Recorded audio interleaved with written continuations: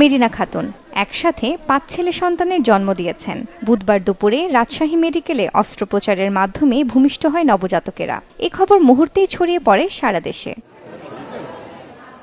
২৮ বছর বয়সী মেরিনা এ নিয়ে তৃতীয় দফায় মা হয়েছেন। তিনি এবং তার ৫ নবজাতক সুস্থ আছে বলে জানিয়েছেন চিকিৎসক।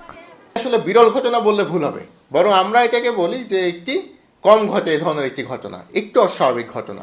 মেডিকেল সায়েন্সে যমজ বা আমাদের ভাষায় ট্রিপলেট বা কোয়াড্রাপ্লেট, পেন্টাপ্লেট এই ঘটনাগুলো হয়েই থাকে। এটা যেমন একটা পেন্টাপ্লেটের ঘটনা। কিন্তু বিষয়টা হলো এই মহিলা যদি আমরা হিস্ট্রিটা নিই তাহলে দেখা যায় তার কিন্তু আগে দুটা বাচ্চা আছে, 13 বছর এবং 10 বছর বয়সী দুটা মেয়ে, এবং এই দুটি বাচ্চা স্বাভাবিকভাবে একজন করে হয়েছে। তো সেটার প্রেক্ষিতে যখন আমরা দেখি একই সাথে 5টা বাচ্চা এবং একই লিঙ্গের 5টা বাচ্চা, এই ঘটনার প্রেক্ষিতে এটা একটু অস্বাভাবিক এবং সেই ক্ষেত্রে আমরা এটাকে বিরল হিসাবে আখ্যায়িত করতে পারি। বাচ্চা এবং মা সবাই সুস্থ আছে, তবে যেহেতু 5টি বাচ্চাদের ওজন একটু কম, 1.2 এবং 1.3 কেজি বাচ্চাদের ওজন সব পর্যায়ক্রমে, তো তাদেরকে আমরা নিবিড় পর্যবেক্ষণ কেন্দ্রে রেখেছি জাস্ট একটু অবজারভেশনের জন্য।